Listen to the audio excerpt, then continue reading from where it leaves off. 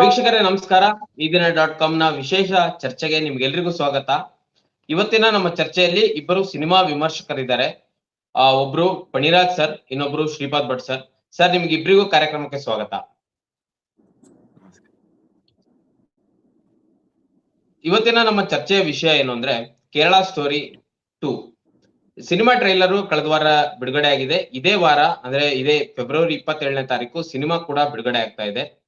Cinema trailer ಆರಂಭವಾಗುವುದೇ ಅದ್ರಲ್ಲಿ ಏನು, ಈ ದೇಶ ಇನ್ನು 25 ವರ್ಷದಲ್ಲಿ ಮುಸ್ಲಿಂ ದೇಶ ಆಗುತ್ತೆ. ಇನ್ನೊಂದು ಸಿನಿಮಾದಲ್ಲಿ ಬಹಳ ಮುಖ್ಯವಾದ ವಿಚಾರ ಏನು ಅಂದ್ರೆ ಫೋರ್ಸ್ಫುಲ್ ಆಗಿ ಬೀಫ್ ತಿನ್ಸುವ ವಿಚಾರ ಕೇರಳದಲ್ಲಿ. ಇನ್ನೊಂದು ಕಡೆಯಲ್ಲಿ, ಸಿನಿಮಾದ ಕಡೆಯಲ್ಲಿ ಒಂದು ಬರುತ್ತೆ ಟೈಟ್ಲು, ಮುಂದಿನ ಟಾರ್ಗೆಟ್ ನಿಮ್ಮ ಮಗಳು ಆಗುವ ಮೊದಲು ಎಚ್ಚರಗೊಳ್ಳಿ ಅನ್ನೋ. ಅಂದ್ರೆ ಒಟ್ಟಾರೆಯಾಗಿ ಮುಸ್ಲಿಮರ ವಿರುದ್ಧವಾಗಿ ಈ ಸಿನಿಮಾವನ್ನ ತೆಗೆಯಲಾಗಿದೆ ಅನ್ನೋದು ನೇರವಾಗಿ ಕಾಣ್ತಾ ಇದೆ. 2014ರಿಂದ ಇತ್ತೀಚೆಗೆ ಅಂದ್ರೆ ನರೇಂದ್ರ ಮೋದಿ ಸರ್ಕಾರ ಕೇಂದ್ರದಲ್ಲಿ ಅಧಿಕಾರಕ್ಕೆ ಬಂದ ಮೇಲೆ ಒಂದು ರೀತಿಯ ಪ್ರೊಪಗಂಡಾ ಸಿನಿಮಾಗಳ ಪ್ಯಾಟರ್ನ್ ಅನ್ನ ನೀವೆಲ್ಲ ಗಮನಿಸಬಹುದು. ಆ ಪ್ರೊಪಗಂಡಾ ಸಿನಿಮಾ ಪ್ಯಾಟರ್ನ್ ನ ಸಾಲಿಗೆ ಈ ಕೇರಳ ಸ್ಟೋರಿ ಬಂದಿದೆ. ಆದ್ರೆ ಅದೊಂದು ಪ್ರೊಪಗಂಡಾ ಸಿನಿಮಾ ಅಂತ ಹೇಳಿ ನಾವು ಕೈ ಬಿಡ್ಲಿಕ್ಕೆ ಆಗಲ್ಲ. ಬೆಳಿಗ್ಗೆ ನಾನು ಶ್ರೀಪಾದ್ ಭಟ್ ಸರ್ ಹತ್ರ ಮಾತನಾಡುವಾಗ ಅವ್ರೊಂದು ಮಾತು ಹೇಳಿದ್ರು, ಇದೊಂದು ಪ್ರೊಪಗಂಡಾ ಸಿನಿಮಾ, ಆದ್ರೆ ಇದನ್ನ ನಾವು ಅತಿ ಹೆಚ್ಚು ಗಮನ ಹರಿಸಿ ಮತ್ತೆ ಇದನ್ನ ಬಾಯ್ಕಟ್ ಮಾಡೋದು ಈ ತರದನ್ನೆಲ್ಲ ಮಾಡೋ ಬದಲು ಸುಮ್ನಿರೋದು ಒಳ್ಳೇದು. ಬಟ್ ಆದ್ರೆ ಇದು ಅಕಾಡೆಮಿಕ್ ವಲಯದಲ್ಲಿ ಚರ್ಚೆ ಆಗ್ಬೇಕು ಅಂತಾನು ಹೇಳಿದ್ರು. ಮತ್ತೆ ಇದನ್ನ ನಾವು ಅಷ್ಟು ಈಸಿಯಾಗಿ ನೆಗ್ಲಿಜಿಬಲ್ ಆಗಿ ಬಿಡೋಕ್ಕಾಗಲ್ಲ ಅಂತಾನು ಅಂದ್ರು. ಅದೇ ಉದ್ದೇಶವಾಗಿ ಈ ದಿನ .com ಸಹ ಈ ಚರ್ಚೆಯನ್ನ ಎತ್ಕೊಂಡಿರೋದು. ಇದನ್ನ ಅಷ್ಟು ಸುಲಭವಾಗಿ ಮತ್ತೆ ಅಷ್ಟು ಈಸಿಯಾಗಿ, ಅಷ್ಟು ನೆಗ್ಲಿಜಿಬಲ್ ಆಗಿ ಈ ಸಿನಿಮಾದ ಟ್ರೈಲರ್ ಆಗಿರ್ಬೋದು, ಈ ಸಿನಿಮಾ ಕೊಡ್ತಿರುವಂತ ಸಂದೇಶವನ್ನ ನಾವು ಬಿಡಕ್ಕಾಗಲ್ಲ. ಒಬ್ಬ ಪತ್ರಕರ್ತರಾಗಿ ಮತ್ತೆ ಸಿನಿಮಾ ವಿಮರ್ಶಕರಾಗಿ ಇದನ್ನ ಬಹಳ ಮುಖ್ಯವಾಗಿ, ಬಹಳ ಗಂಭೀರವಾಗಿ ಚರ್ಚೆ ಮಾಡ್ಬೇಕಾದಂತ ಸಂದರ್ಭ. ನನ್ ಜೊತೆ ಸಿನಿಮಾ ವಿಮರ್ಶಕರು ಅಂತ ನಾ ಮೊದಲೇ ಹೇಳಿದಾಗೆ ಪಣಿರಾಜ್ ಸರ್ ಕಳೆದ 3-4 ದಶಕದಿಂದ ಹಲವಾರು ಸಾವಿರಾರು ಸಿನಿಮಾಗಳನ್ನ ನೋಡಿ, ಸಿನಿಮಾಗಳನ್ನ ವಿಮರ್ಶೆ ಮಾಡಿ, ದೇಶಗಳ ಸಿನಿಮಾಗಳು ಎಲ್ಲ ನೋಡಿದ್ದಾರೆ. ಸೊ ಮೊದಲನೇ ಪ್ರಶ್ನೆನು ಪಣಿರಾಜ್ ಸರ್ಗೆ. ಸರ್, ಈ ಸಿನಿಮಾ ಟ್ರೈಲರ್ ಬಿಡುಗಡೆ ಆದಾಗ ಕಳೆದ 2 ವರ್ಷದ ಹಿಂದೆ ಈ ಸಿನಿಮಾದ ಪ್ರೀಕ್ವೆಲ್ ಬಿಡುಗಡೆ ಆಗಿತ್ತು. ಒಂದ್ ದುರಂತ ಏನು ಅಂದ್ರೆ ಆ ಸಿನಿಮಾಕ್ಕೆ ಆ 2023ರ ರಾಷ್ಟ್ರ ಪ್ರಶಸ್ತಿ ಬಂತು. ಆದ್ರೆ ಈಗ ಈ ಸಿನಿಮಾ ಬಿಡುಗಡೆ ಆಗ್ತಾ ಇದೆ. ಸೊ ಈ ಸಿನಿಮಾ ಟ್ರೈಲರೇ ಈಗ ಹೈಕೋರ್ಟ್ ಮೆಟ್ಟಲ್ ಕೂಡ ಹತ್ತಿದೆ. ಈ ಸಿನಿಮಾ ಬ್ಯಾನ್ ಆಗತ್ತಾ ಅಥವಾ ಏನಾಗತ್ತೆ ಮುಂದಿನ ದಿನಗಳಲ್ಲಿ ನೋಡ್ಬೇಕು. ಕೇರಳದಲ್ಲಿ ಆಲ್ರೆಡಿ ಒಂದು ದೊಡ್ಡ ಮಟ್ಟದಲ್ಲಿ ಪ್ರತಿರೋಧ ಕೂಡ ತೋರ್ತಾ ಇದ್ದಾರೆ. ಬೀಫ್ ತಿಂದು ಮೀಮ್ಸ್ ಗಳನ್ನ ಮಾಡ್ತಾ ಇದ್ದಾರೆ. ಒಂದ್ ರೀತಿಯಲ್ಲಿ ತಮಾಷೆಯಾಗಿಯೂ ಈ ಸಿನಿಮಾವನ್ನ ಕೇರಳ ಜನ, ನಾವು ಕೇರಳದವ್ರು ಈ ತರ ಇಲ್ಲ, ನಾವು ಬೀಫ್ ತಿಂತೀವಿ, ಇಲ್ಲಿ ಜನ ಹಿಂದೂ ಮುಸ್ಲಿಂ ಎಲ್ಲರೂ ಒಗ್ಗಟ್ಟಾಗಿದ್ದೀವಿ, ಸೊ ಈ ಸಿನಿಮಾ ಪ್ರೊಪಗಂಡಾ ಅನ್ನುವ ರೀತಿಯಲ್ಲಿ ಕ್ಲಿಯರ್ ಆಗಿ ಹೇಳ್ತಿದ್ದಾರೆ. ಆದ್ರೆ ಡೈರೆಕ್ಟರ್ ಒಂದು ಮಾತು ಹೇಳ್ತಾರೆ, ನಾನು ವಿತ್ ದಾಖಲೆಗಳ ಸಮೇತ ಈ ಸಿನಿಮಾವನ್ನ ಮಾಡಿದ್ದು, ಹಲವಾರು ಪೊಲೀಸ್ ಸ್ಟೇಷನ್ ಗಳನ್ನ ಸುತ್ತಿದ್ದೀನಿ, ವಿಕ್ಟಿಮ್ಸ್ ಗಳನ್ನ ಭೇಟಿಯಾಗಿದ್ದೀನಿ ಅಂತ ಕೂಡ ಹೇಳ್ತಾರೆ. ಸೊ 2014ರಿಂದ ಈಚೆಗೆ ಸರ್, ಬಹಳ ಮುಖ್ಯವಾಗಿ ಈ ಪ್ರೊಪಗಂಡಾ ಸಿನಿಮಾಗಳ ಪ್ಯಾಟರ್ನ್ ಯಾವ ತರ ಬಂದಿದೆ, ಅದರಲ್ಲಿ ಈ ಸಿನಿಮಾದ ಪ್ರೊಪಗಂಡದ ಪಾಲು ಎಷ್ಟಿದೆ ಸರ್? ಇದನ್ನ ಪ್ರೊಪಗಂಡಾ ಸಿನಿಮಾ ಅಂತ ಕರೆಯೋದೇ ತಪ್ಪು. ಯಾಕೆಂದ್ರೆ ನಾನು ಬಹಳ ತುಂಬಾ ಹಿಂದಿಂದ ಹೇಳ್ತಾ ಇದ್ದೀನಿ, ಪ್ರೊಪಗ್ಯಾಂಡ ಎಲ್ಲಾ ಸಿನಿಮಾವು ಪ್ರೊಪಗ್ಯಾಂಡ ಅನ್ನೋದು ಕೆಟ್ಟ ಪದ ಅಲ್ಲ. ಪ್ರೊಪಗ್ಯಾಂಡ ಅಂದ್ರೆ ಪ್ರೊಪಗೇಟಿಂಗ್ ಅಜೆಂಡಾ ಅಂತ, ಆಯ್ತಾ? ನನಗೇನ್ ವಿಚಾರ ಇದೆ ನಾನು ಹೇಳ್ತೇನೆ. ಹೇಳುವಾಗ ನಿಮ್ಮ ವಿಚಾರದ ಸಂಯಮ ಏನಿರುತ್ತೆ, ನೀವು ಏನು ವಾಸ್ತವವನ್ನ ಕಥನದಲ್ಲಿ ಕಟ್ತೀರಿ ಮತ್ತು ಸಿನಿಮಾ ಕಲೆಯ ಮೂಲಕ ನೀವು ಅದನ್ನ ಹೆಂಗೆ ಪ್ರಸ್ತುತಪಡಿಸ್ತೀರಿ ಅನ್ನೋದು ತುಂಬಾ ಮುಖ್ಯವಾಗಿದೆ. ಇದುವರೆಗೂ ಎಲ್ಲಾ ಸಿನಿಮಾಗಳನ್ನು ಪ್ರೊಪಗ್ಯಾಂಡ ಅಂತ ನಾವು ಯಾಕೆ ಕರೆಯಲ್ಲ ಅಂದ್ರೆ, ಅದು ತನ್ನ ವಿಚಾರವನ್ನ ವಾಸ್ತವಿಕ ಜಗತ್ತಿನ ಅನೇಕ ಸಿಕ್ಕುಗಳ ಜೊತೆ, ಕಾಂಪ್ಲೆಕ್ಸಿಟೀಸ್ ಅಂತ ಅದ್ರ ಜೊತೆ ಕಥೆಯನ್ನು ಹೇಳ್ತಾ ಇರ್ತಾರೆ. ಅದ್ರ ಜೊತೆಗೆ ತಾನು ಹೇಳ್ಬೇಕಾದ ಕಣ್ಣೋಟವನ್ನ, ಸಾಮಾಜಿಕ ತಾತ್ವಿಕ ಕಣ್ಣೋಟವನ್ನು ಹೇಳ್ತಾ ಇರ್ತಾರೆ. ಎರಡನೇದು ಪ್ರೊಪಗ್ಯಾಂಡ ಅಂತ ಬರುವಾಗ ಅಲ್ಲಿ ಒಂದು ಹೆಚ್ಚು ಅಂದ್ರೆ ನನ್ನ ಕಣ್ಣೋಟದಲ್ಲಿಯೇ ನೋಡುಗರು ಈ ಸಿನಿಮಾವನ್ನ ನೋಡ್ಬೇಕು. ಸಾಮಾಜಿಕ ಕಣ್ಣೋಟ ಇರ್ಲಿ ಅಥವಾ ಸಾಂಸಾರಿಕ ಕಣ್ಣೋಟ ಇರ್ಲಿ, ಅದನ್ನ ನಾವು ಪ್ರೊಪಗ್ಯಾಂಡ ಅಂತ ಕರಿತೇವೆ. ಅಂದ್ರೆ ಬಹಳ ಪ್ರಮುಖವಾಗಿ ನನ್ನ ವಿಚಾರವೇ ಎದ್ದು ಕಾಣುವ ಹಾಗೆ ಕಥೆ ಮತ್ತು ಕಥನದ ಸಂಕೀರ್ಣತೆ ಎಲ್ಲವನ್ನು ಬಿಟ್ಟಾಕಿ ಈ ಸಿನಿಮಾವನ್ನ, ಆ ಸಿನಿಮಾದ ಫ್ರೇಮಿಂಗ್ ಮತ್ತು ಎಡಿಟಿಂಗ್ ಇದರಲ್ಲಿ ಮತ್ತೆ ಮತ್ತೆ ಮತ್ತೆ ನನ್ನ ಕಣ್ಣೋಟವೇ ಎದ್ದು ಕಾಣುವ ಹಾಗೆ ಕಟ್ಟುವ ಸಿನಿಮಾಗಳನ್ನ ನಾವು ಪ್ರೊಪಗ್ಯಾಂಡ ಅಂತ ಕರಿತೀವಿ. ಇದು ಪ್ರೊಪಗ್ಯಾಂಡವನ್ನು ಮೀರಿದೆ. ಇದು ಇಸ್ಲಾಮೋಫೋಬಿಕ್ ಹೇಟ್ ಸಿನಿಮಾ ಅಂತ ಹೊಸ ಜನರೇ ಇಡ್ಬೇಕು. ಇದನ್ನ ದಯವಿಟ್ಟು ಇನ್ ಮುಂದೆ ನಾವು ಇದನ್ನ ಪ್ರೊಪಗ್ಯಾಂಡಾ ಸಿನಿಮಾ ಅಂತ ಕರಿಬಾರ್ದು, ಇಸ್ಲಾಮೋಫೋಬಿಕ್ ಹೇಟ್ ಸಿನಿಮಾ ಅಂತ ಕರಿಬೇಕು. ಯಾಕೆಂದ್ರೆ ಈ ಟ್ರೇಲರ್ ನ ನೋಡಿದ್ರೆ ಸಹ, ಟ್ರೇಲರ್ ನ ಪ್ರತಿಯೊಂದು ಫ್ರೇಮ್ ನಲ್ಲೂ ಕೂಡ ನಿಮಗೆ ವಾಸ್ತವಿಕ ಕತೆ ಕಾಣೋದು, ನಾವು ದಾಖಲೆಗಳನ್ನು ಹುಡುಕಿ ತೋರಿಸುವ ಅವಶ್ಯಕತೆ ಇಲ್ಲ. ನೀವು ಸುತ್ತಮುತ್ತ ಒಂದು ಸಮಾಜದಲ್ಲಿ ಬದುಕ್ತಿದ್ರೆ ನಿಮ್ಮ ಸುತ್ತಮುತ್ತ ಸಮಾಜದ ಜನ ಹೆಂಗಿರ್ತಾರೆ ಅಂತ ಗೊತ್ತಿರುತ್ತೆ. ಆಯ್ತು, ಹೌದು. ನೀವು ಎಲ್ಲರ ಬದುಕನ್ನು ಒಟ್ಟು ಹೋಗಿಲ್ಲದಿದ್ರು ಕೂಡ ಮನುಷ್ಯರನ್ನ ಆ ರೀತಿ ತೋರ್ಸೋದಿದೆಯಲ್ಲ, ಮತ್ತು ಸಮಾಜವನ್ನ ಒಂದು ಮತದ ಸಮಾಜವನ್ನ ಆ ರೀತಿ ತೋರಿಸೋದಿದೆಯಲ್ಲ, ಅದು ಹದ್ದನ್ನ ಮೀರಿ, ಪ್ರಪಗ್ಯಾಂಡಾದ ಹದ್ದನ್ನು ಮೀರಿ, ಪ್ರಪಗ್ಯಾಂಡ ಸಿನಿಮಾದ ಕಟ್ಟುವಿಕೆಯ ಹದ್ದನ್ನು ಮೀರಿ ಇದು ಇಸ್ಲಾಮಿಕ್ ಫೋಬಿಕ್ ಹೇಟ್ ಸಿನಿಮಾ ಆಗಿ ನಮಗೆ ಕಾಣ್ತಾ ಇದೆ. ಕೇರಳ ಸ್ಟೋರಿ ಮತ್ತು ಕಾಶ್ಮೀರ್ ಫೈಲ್ಸ್ ಕೂಡ ಅದೇ ರೀತಿಯ ಹೇಟ್ ಸಿನಿಮಾ ಆಗಿತ್ತು. ನಾವು ಅದನ್ನ ತಪ್ಪಾಗಿ ಪ್ರಪಗ್ಯಾಂಡ ಅಂತಂದ್ರೆ ಇನ್ಮೇಲೆ ಇದನ್ನ ಇಸ್ಲಾಮೋಫೋಬಿಕ್ ಪ್ರಪಗ್ಯಾಂಡ ಹೇಟ್ ಸಿನಿಮಾ ಅಂತಾನೆ ಕರಿಬೇಕಾದ್ರೆ. Yes sir. Shripad Bhat sir, ಈಗ ನಿಮ್ಗೆ ಪ್ರಶ್ನೆ. ನಾನು ಬೆಳಿಗ್ಗೆ ನಿಮ್ಮ ಹತ್ರ ಮಾತನಾಡುವಾಗ ನೀವು ಒಂದು ಮಾತು ಹೇಳಿದ್ರಿ, ಈ ಸಿನಿಮಾವನ್ನ ಅಷ್ಟು ಸುಲಭವಾಗಿ ನಾವು ಬಿಡ್ಲಿಕ್ಕೂ ಆಗೋದಿಲ್ಲ. ಒಂದ್ ಕಡೆ ನಾವು ಇದು ನೆಗ್ಲೆಕ್ಟ್ ಮಾಡ್ಬೇಕು, ಬಟ್ ಆದ್ರೆ ಇದೊಂದು ಅಕಾಡೆಮಿಕ್ ವಲಯದಲ್ಲಿ ಈ ವಿಚಾರ ಚರ್ಚೆ ಆಗ್ಲೇಬೇಕು ಅಂತ. ಈ ಸಿನಿಮಾ ನಾನು ಮೊದಲು ಇಂಟ್ರೊಡಕ್ಷನ್ ಅಲ್ಲಿ ಹೇಳುವಾಗ ಹೇಳಿದೆ, ಈ ಸಿನಿಮಾದ ಡೈರೆಕ್ಟರ್ ಕಾಮ್ಯಕ್ ನಾರಾಯಣ್ ಸಿಂಗ್ ಅವರು ಏನ್ ಹೇಳ್ತಾರೆ, ನಾ ಅದೇ ದಾಖಲೆಗಳ ಸಮೇತ ಈ ಸಿನಿಮಾ ಮಾಡಿದ್ದೀನಿ. ಸೊ ವಿಕ್ಟಿಮ್ಸ್ ಗಳನ್ನ ಭೇಟಿಯಾಗಿದ್ದೀನಿ, ಆ ನೋವನ್ನ ಕೇಳಿದೀನಿ, ಅದೇ ಸಿನಿಮಾದಲ್ಲಿ ಇಟ್ಟಿದ್ದೀನಿ. ಕೇವಲ 3 ಹೆಣ್ಣು ಮಕ್ಕಳ ಕತೆ ಮಾತ್ರ ಇದೆ, ಇನ್ನು ತುಂಬಾ ಕತೆಗಳಿದೆ ನನ್ನ ಹತ್ರ ಅಂತ ಅವ್ರು ಹೇಳ್ತಾರೆ. ಈ ಕೇರಳದಲ್ಲಿ ಆ ರೀತಿ ಇಲ್ಲ ಅಂತ ಕೇರಳ ಜನನೇ ಮೀಮ್ಸ್ ಮಾಡುವ ಮೂಲಕ, ಟ್ರೋಲ್ ಮಾಡುವ ಮೂಲಕ ಹೇಳ್ತಿದ್ದಾರೆ. ಸೊ ಇದು ನಾವ್ ಯಾವ ರೀತಿ ನೋಡ್ಬೇಕು ಸರ್? ಇಲ್ಲ, ಮೊದಲನೇದಾಗಿ ನಾ ಬೆಳಿಗ್ಗೆ ನಿಮ್ ಜೊತೆ ಮಾತಾಡಿದಾಗ ನಾನು ಹೇಳಿದ್ದೇನು ಅಂತಂದ್ರೆ, ನನ್ನ ವೈಯಕ್ತಿಕ ಅಭಿಪ್ರಾಯದಲ್ಲಿ ಯಾವುದೇ ಕಲೆಯನ್ನ, ರಂಗಭೂಮಿ ಆಗಿರ್ಬೋದು, ಸಿನಿಮಾ ಆಗಿರ್ಬೋದು, ಪುಸ್ತಕವನ್ನ ನಿಷೇಧಿಸಬಾರ್ದು ಅಂತ ಅರ್ಥದಲ್ಲಿ ನಾನು ಹೇಳಿದೆ. ಏನಾಗುತ್ತೆ, ಈ ತರದ ಒಂದು ಇಸ್ಲಾಮೋಫೋಬಿಯಾ ಸಿನಿಮಾ ಬಂದಾಗ ಅನೇಕ ಪ್ರಜ್ಞಾವಂತರು ಅದು ಬೀರುವ ಅಪಾಯವನ್ನು ಅರಿತು ಅದೊಂದು ದೊಡ್ಡ ಅಪಾಯ ಬೀರ್ಬಿಡುತ್ತೆ, ಈಗಾಗಲೇ ಕೆಟ್ಟ ಹೋಗ್ಬಿಟ್ಟಿದೆ ಸಮಾಜ, ಮತ್ತೊಂದಿಷ್ಟು ಅಪಾಯ ಬೀರುತ್ತಲ್ಲ ಎನ್ನುವ ಆತಂಕದಲ್ಲಿ ನಿಷೇಧಿಸ್ಬೇಕಂತ ನಾವು ಹೇಳ್ತೀವಿ. ಆದ್ರೆ ನಿಷೇಧಿಸುವ ಎನ್ನುವ ಒಂದು ಸಂಸ್ಕೃತಿಯನ್ನೇ ನಾವು ಒಪ್ಕೋಬಾರ್ದು ಎನ್ನುವಂತ ಅರ್ಥ ನಾನು ಹೇಳಿದ್ದು ಮೊದಲನೇದಾಗಿ. ಎರಡನೇದಾಗಿ ನಾವು ಆಲ್ರೆಡಿ ನೋಡ್ದಂಗೆ 2014 ಏನೋ ಎಲೆಕ್ಟೆಡ್ ಆಟೋಕ್ರಸಿ ಅಧಿಕಾರಕ್ಕೆ ಬಂತು, ಚುನಾಯಿತ ಸರ್ವಾಧಿಕಾರ ಅಧಿಕಾರಕ್ಕೆ ಬಂದಂತಹ Kerala story, article, PM Narendra Modi, accidental prime minister, ಉರಿ, ಸ್ವಾತಂತ್ರ್ಯ ವೀರ ಸಾವರ್ಕರ್, ಇವೆಲ್ಲಾ ಸಿನಿಮಾಗಳು ನೋಡಿದ್ರೆ ಬಹುತೇಕ ಸಿನಿಮಾಗಳು ಸೋತಿದಾವೆ, ಕೆಲವು ಗೆದ್ದಿದಾವೆ. ಉರಿ ಗೆದ್ದಿದೆ, ದುರಂಧರ್ ಗೆದ್ದಿದೆ, ಅಂದ್ರೆ ದುರಂಧರ್ ಗೆದ್ದಿದೆ ಅಂದ್ರೆ ಎಲ್ಲಿ ಮೇಕಿಂಗ್ ಇದೆ. ನಾವು ಕೇವಲ ಸರ್, ನಾವು ಸಾರಿ ಫಾರ್ ದ ಇಂಟರಪ್ಟ್, ಕೇವಲ ನಾವು ಹಣಕಾಸಿನಲ್ಲಿ ಗೆದ್ದಿರುವ ಸಿನಿಮಾಗಳನ್ನ ಕನ್ಸಿಡರ್ ಮಾಡ್ಲಿಕ್ಕೆ ಆಗೋದಿಲ್ಲ. ಯಾಕಂದ್ರೆ ಸಿನಿಮಾ ಅನ್ನೋದು ಬಹಳ ದೊಡ್ಡ ಮಟ್ಟದಲ್ಲಿ ಪ್ರಭಾವ ಬೀರುತ್ತೆ. ಸೊ ಆ ಪ್ರಭಾವವನ್ನು ನಾವು ಈ ಸಮಾಜದ ಮೇಲೆ ಆ ಸಿನಿಮಾಗಳು ಬೀರಿರುವ ಪ್ರಭಾವವನ್ನು ನಾವು ಗಮನಿಸಬೇಕಾಗ್ತದೆ.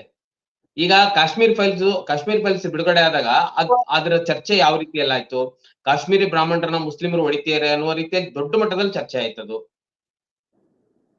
ಇಲ್ಲ, ನನ್ ಮಾತು ಮುಂದುವರ್ಸಿದ್ರೆ ನಿಮ್ಗೆ ಈಸಿ ಆಗುತ್ತೆ. ನೀವು ಮಧ್ಯ ಪ್ರವೇಶ ಮಾಡಿದ್ರೆ ನನಗೆ ಹೇಳಕ್ ಆಗಲ್ಲ. ನಾನು ಗೆದ್ದಿದೆ ಅಂತಂದ್ರೆ ನಾನು ಎಲ್ಲಿ ಹಣಕಾಸಿನ ವಿಷಯದಲ್ಲಿ ಗೆದ್ದಿದೆ ಅಂತ ಹೇಳ್ತಾ ಇದ್ದೀನಿ. ನಾ ಗೆದ್ದಿದೆ ಅಂತ ಹೇಳ್ತಿರುವಂತದ್ದು ಒಂದು ಸಮಾಜ ಚರ್ಚೆ ಮಾಡ್ತಿದೆ ಅಂತ ಹೇಳ್ತಿರೋದು. ದುರಂಧರ ಒಂದು ಸಮಾಜ ಚರ್ಚೆ ಮಾಡಿದೆಯಲ್ಲ, ದುರಂಧರನ ನಿಮ್ಮ ಅಕ್ಕಪಕ್ಕ ನಿಮ್ಮ ಸಂಬಂಧಿಕರು ಚರ್ಚೆ ಮಾಡಿದ್ದಾರೆ, ನಿಮ್ಮ ಓಣೆಯಲ್ಲಿ ಇರುವವರು ಚರ್ಚೆ ಮಾಡ್ತಾ ಇದ್ದಾರೆ, ಆ ಅರ್ಥದಲ್ಲಿ ಹೇಳ್ತಿರೋಂಥದ್ದು. ಉರಿ ಕೂಡ ಆತರ ಚರ್ಚೆ ಆಯ್ತು. ಉರಿ ಬಂದ ಸಂದರ್ಭದಲ್ಲಿ ಮುಖ್ಯ ಪ್ರಧಾನಮಂತ್ರಿಗಳು ಏನೋ ಒಂದು ಹೇಳಿದ್ದು ಒಂದು ಬಹಳ ದೊಡ್ಡ ನೆರೇಟಿವ್ ಆಗ್ಬಿಡ್ತು ಆ ಸಂದರ್ಭದಲ್ಲಿ. ನಾ ಹೇಳ್ತಿರುವಂತದ್ದು ಒಂದು ಜನಪ್ರಿಯತೆ ಗೆದ್ದಿದೆ ಅಂದ್ರೆ ಒಂದು ಸಾಮಾಜಿಕವಾಗಿ ಸಮಾಜದಲ್ಲಿ ಚರ್ಚೆ ಒಳಗಾಗಲ್ಪಟ್ಟಿದೆ ಅನ್ನೋ ಅರ್ಥದಲ್ಲಿ ಕೂಡ ನಾನು ಹೇಳ್ತಿರುವಂತದ್ದು. ಹೀಗಾಗಿ ಈ ತರ ಸಿನಿಮಾಗಳು ಚರ್ಚೆ, ಈಗ ನಮಗೆ ಕಾಶ್ಮೀರ್, ನೀವು ಹೇಳಿದ್ರಲ್ಲ ಕಾಶ್ಮೀರ್ ಫೈಲ್ಸ್ ಅಥವಾ ಇನ್ನೊಂದ್ ಯಾವ್ದೋ ಪ್ರೈಮ್ ಮಿನಿಸ್ಟರ್ ಅಥವಾ ಇನ್ನೊಂದೇನೋ ಬಂತಲ್ಲ ಮೊನ್ನೆ, ಬೇರೆ ಅದು ಬಂತು ಸಾವರ್ಕರ್ ಸಿನಿಮಾ ಬಂದಾಗೆಲ್ಲ ನಾವು ಅದನ್ನ ಒಂದು ರೀತಿಯಲ್ಲಿ ಅದರ ಒಂದು ಇಸ್ಲಾಮೋಫೋಬಿಯಾ ಹೇಳೋದು ನಮ್ಗೆ ಸುಲಭ ಆಗಿತ್ತು. ಆದ್ರೆ ದುರಂಧರನ್ನ ನೀವು ಹೇಳೋಕ್ ಕಷ್ಟ ಆಗಿತ್ತು. ಆ ಅರ್ಥದಲ್ಲಿ ಅರ್ಥ ಮಾಡ್ಕೊಂಡು ದುರಂಧರನ್ನ ಹೇಳೋದಕ್ಕೆ ಯಾಕೆ ಅರ್ಥ ಮಾಡ್ಸಕ್ ಕಷ್ಟ ಆಗ್ತಾ ಇದೆ. ಇದು ನಮ್ಗೆ ಈ ಅಪಾಯದ ಬಗ್ಗೆ ಎಚ್ಚೆತ್ಕೊಳ್ಬೇಕಾಗಿದೆ. ನೀವು ಹೇಳಿದ್ರೆ ಕಾಶ್ಮೀರ್ ಫೈಲ್ಸ್ ಬಗ್ಗೆ, ಕಾಶ್ಮೀರವನ್ನ ನೋಡೋ ದೃಷ್ಟಿಕೋನವೇ ಬೇರೆ ಇದೆ, ಈ ಕೇರಳವನ್ನ ನೋಡುವ ದೃಷ್ಟಿಕೋನವೇ ಬೇರೆ ಇದೆ. ನಮಗೆ ಕೇರಳ ಸ್ಟೋರಿಯನ್ನ ಅಥವಾ ಯಾವ್ದಾದ್ರು ಬಂತಲ್ಲ ಮೊನ್ನೆ ನಕ್ಸಲ್ ಬಾರ್ದು ಬಂತು, ಬಸ್ತಾರ್ ಅಂತ, ಇದೇ ನಿರ್ದೇಶಕ ಮಾಡ್ದಂಗಿತ್ತು ಅಥವಾ ಇದೇ ವಿಪುಲ್ ಶಾ ಮಾಡಿದಿರುವಂತ ಸಿನಿಮಾ ಅನ್ಸುತ್ತೆ. ನಕ್ಸಲ್ ಭಾರತ್ ಬಸ್ತಾರ ಸಿನಿಮಾ ಬಂತು. ಅದರ ಒಂದು ಅಪಾಯವನ್ನ, ಕೀಳು ಮಟ್ಟದ ಅಭಿರುಚಿಯನ್ನ ಹೇಳದೆ ಕಷ್ಟಪಡಬೇಕಾಗಿರ್ಲಿಲ್ಲ, ಜನರು ಆಸಕ್ತಿ ತೋರಿಸ್ಲಿಲ್ಲ. ಆದ್ರೆ ದುರಂಧರ್ ತರ ಸಿನಿಮಾವನ್ನ, ಉರಿ ತರದ ಸಿನಿಮಾವನ್ನ ನೀವು ಹೇಳ್ಬೇಕಾದಾಗ ಅಲ್ಲಿ ಒಂದು ದೇಶ ಪ್ರೇಮವನ್ನ ಬೆರೆಸ್ಬಿಡ್ತಾರೆ.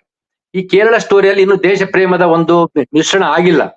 ಸೊ ಈ ಅರ್ಥದಲ್ಲಿ ನಾನು ಹೇಳ್ತಾ ಇರೋಂಥದ್ದು, ಎಲ್ಲಿ ದೇಶ ಪ್ರೇಮ ಬೆರೆಸ್ಬಿಡ್ತಾರೋ, ಎಲ್ಲಿ ಅದಕ್ಕೆ ಮೇಕಿಂಗ್ ನ ಒಂದು ಮಹತ್ವ ಸಿಕ್ಬಿಡುತ್ತೋ, ಆವಾಗ ಆವಾಗ ಸಹಜವಾಗಿ ಅದನ್ನ ನೀವು ಜನರ ಜೊತೆಗೆ ಚರ್ಚೆ ಮಾಡುವಾಗ ನೆರೇಷನ್ ಕಟ್ಟುವುದು ಕಷ್ಟ ಆಗುತ್ತೆ. ನೀವು ಅದನ್ನ ನಾನು ಹೇಳ್ತೀವಿ, ಇವತ್ತು ದುರಂಧರ ನಮ್ಮ ಅನೇಕ ಸ್ನೇಹಿತರೆ ಅದರ ಥೀಮ್ ಮ್ಯೂಸಿಕ್ ಇದ್ದಲ್ಲ ಅದನ್ನ ಹಾಕೊಂಡು ಒಂದು ರೀಲ್ಸ್ ಮಾಡ್ತಾ ಇದ್ದಾರೆ. ಇದು ಕೂಡ ಅಪಾಯಕಾರಿ ಅಂತ ನಾನು ಹೇಳ್ತಿರುವಂತದ್ದು. ಅಂದ್ರೆ ನಾವು ಯಾವ ಮಟ್ಟದಲ್ಲಿ ಯೋಚಿಸ್ಬೇಕಂತಂದ್ರೆ, 1915ರಲ್ಲಿ ದ ಬರ್ತ್ ಆಫ್ ನೇಷನ್ ಎನ್ನುವಂತಹ ಒಂದು ದೊಡ್ಡ ಪ್ರೊಪಗಂಡ ಸಿನಿಮಾ ಬಂದಾಗ, ಕ್ಲೂಸ್ ಕ್ಲಾಸ್ ಕ್ಲಾನ್ ಎನ್ನುವಂತಹ ಒಬ್ಬ ಆ ಕಾಲದ ಭಯೋತ್ಪಾದಕರ ಒಂದು ಮಹತ್ವವನ್ನು ಹೇಳುವಂತಹ, ಬ್ಲಾಕ್ ಆಫ್ರೋ ಅಮೆರಿಕನ್ನರನ್ನು ಒಂದು ಕೀಳವು ಚಿತ್ರಿಸುವಂತಹ ಗ್ರಿಫಿತ್ ನ 1915ರಲ್ಲಿ ಬರ್ತ್ ಆಫ್ ನೇಷನ್ ಸಿನಿಮಾ ಬಂದಾಗ ಅದರ ಮೇಕಿಂಗ್ ಬಗ್ಗೆ, ಅದರ ಟೆಕ್ನಾಲಜಿ ಆ ಕಾಲಕ್ಕೆ ತಮಾಷೆ ಆಗಿರ್ಲಿಲ್ಲ, ಹೊಗಳಿದ್ರೆಲ್ಲರೂ. ಅದು ಅನೇಕ ಶಿಬಿರಗಳಲ್ಲಿ ಪಾಠವಾಗಿ ಬೋಧಿಸಿದ್ರು ಅದನ್ನ. ಅಂದ್ರೆ ಜನಗಳಿಗೆ ಅದು ಆ ಕಾಲಕ್ಕೆಲ್ಲ ಲಜ್ಜೆ ಆಗ್ಲಿಲ್ಲ. ಓ, ಇದು ಎಂಥ ಒಂದು ಪ್ರೊಪಗಂಡ ಸಿನಿಮಾ ಆಗಿತ್ತು. ಬ್ಲಾಕ್ ಫೋಬಿಯಾ, ಏನ್ ಇಸ್ಲಾಮೋಫೋಬಿಯಾ ಅಂತೋ ಅದೊಂಥರ ಆಫ್ರೋ ಅಮೆರಿಕನ್ ಫೋಬಿಯಾ ಸಿನಿಮಾ ಆಗಿತ್ತು. ಬ್ಲಾಕ್ ಟೂಕ್ಸ್ ಕ್ಲಾನ್ ಅನ್ನುವಂತ ಒಂದು ಭಯೋತ್ಪಾದಕ ಸಂಘಟನೆಯನ್ನ ಮರಳಿ ರೀಇನ್ಸ್ಟಾಲ್ ಇನ್ವೆಂಟ್ ಮಾಡುವಂತ ಸಿನಿಮಾ ಆಗಿತ್ತು ಅನ್ನುವಂತ ಚರ್ಚೆ ಆಗ್ಲಿಲ್ಲ. ಆದ್ರೆ ಆಗ ಎಲೆನ್ ಸ್ಕ್ಯಾಟ್ ಅಂತ ಒಬ್ಬ ಪತ್ರಕರ್ತರು ಬರೀತಾರೆ, ಅವ್ರು ಬಿಳಿಯರು.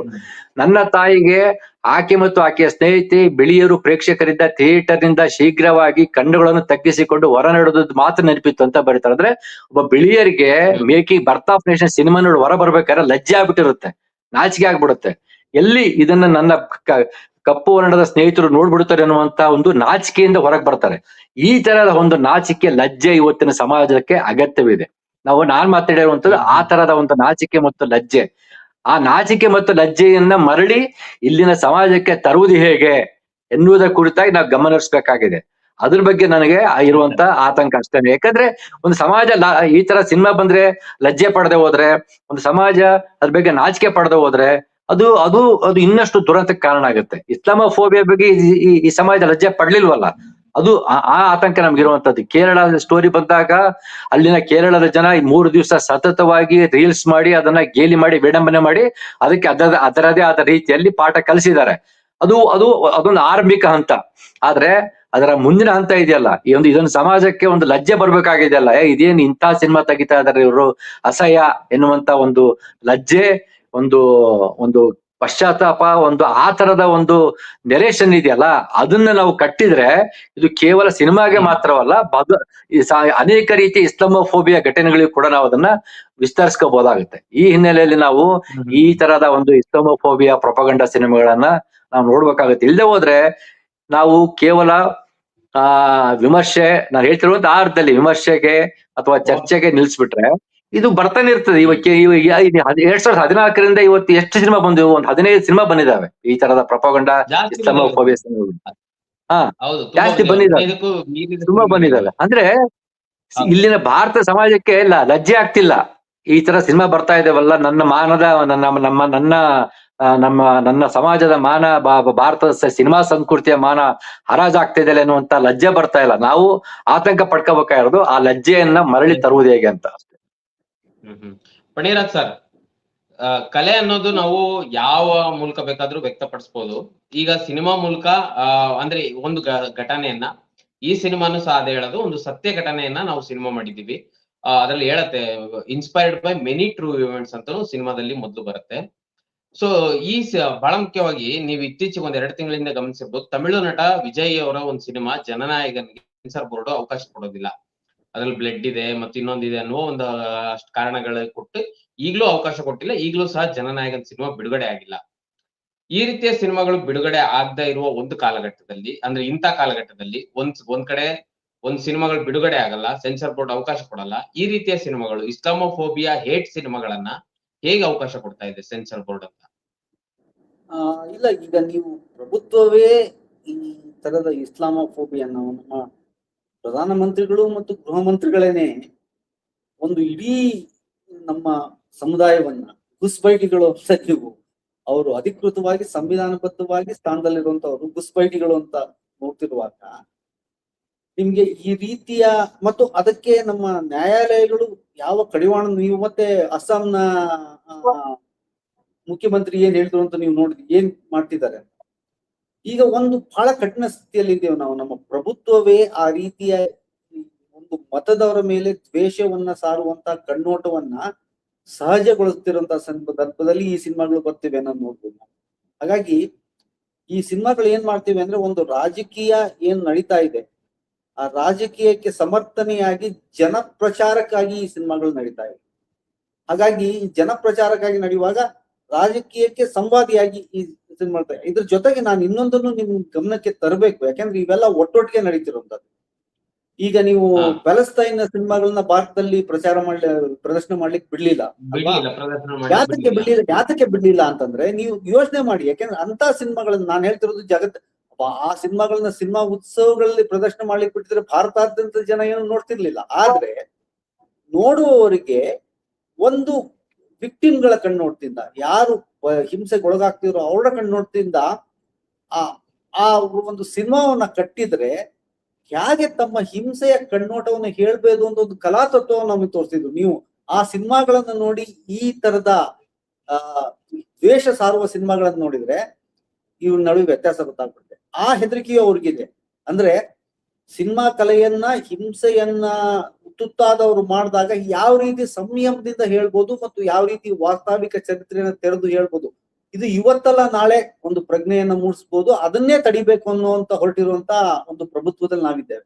ಹಾಗಾಗಿ ಸರ್ ಪ್ರಭುತ್ವದ ಇದಕ್ಕೆ ಕಣ್ಣು ಇನ್ನೊಂದು ಊಟ. ಪ್ರಶ್ನೆ ನಾನು ಸೇರಿಸ್ತೀನಿ ಸರ್, ಒಂದ್ ಪ್ರಶ್ನೆ ಸರಿ. ಸೇರಿಸ್ತೀನಿ. ಏನು ಅಂದ್ರೆ ಈಗ ನೀವ್ ಹೇಳಿದ್ರಿ ಪ್ಯಾಲೆಸ್ತೈನ್ ಸಿನಿಮಾಗಳು ನಮ್ಮ ಭಾರತದಲ್ಲಿ ಪ್ರಸಾರ ಆಗ್ಲಿಕ್ಕೆ ಬಿಡ್ಲಿಲ್ಲ ಅಂತ.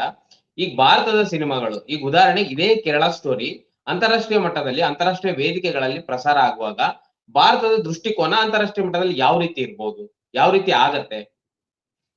ಅಲ್ಲ, ಇದುವರೆಗೂ ಅದೃಷ್ಟವಶಾತ್ ಈ ಸಿನಿಮಾಗಳನ್ನ ಸಿನಿಮಾ ಅಂತ ಅವ್ರು ನಾ ಹೇಳಿದ್ನಲ್ಲ, ಅದನ್ನ ಪ್ರಪಗಂಡ ಅಂತಲ್ಲ, ಹೇಟ್ ಸಿನಿಮಾ ಅಂತಾನೆ ನಿರ್ಧರಿಸಿ ಯಾರು ಇವ್ರಿಗೆ ಅಂತಾರಾಷ್ಟ್ರೀಯ ಮಟ್ಟದಲ್ಲಿ ಅವಕಾಶ ಕೊಡ್ತಿಲ್ಲ. ಅದನ್ನ ಗಮನಿಸ್ಬೇಕು. ಅದು ಅದೃಷ್ಟ ಅಂತ ನಾನು ಹೇಳ್ತಿರೋದು.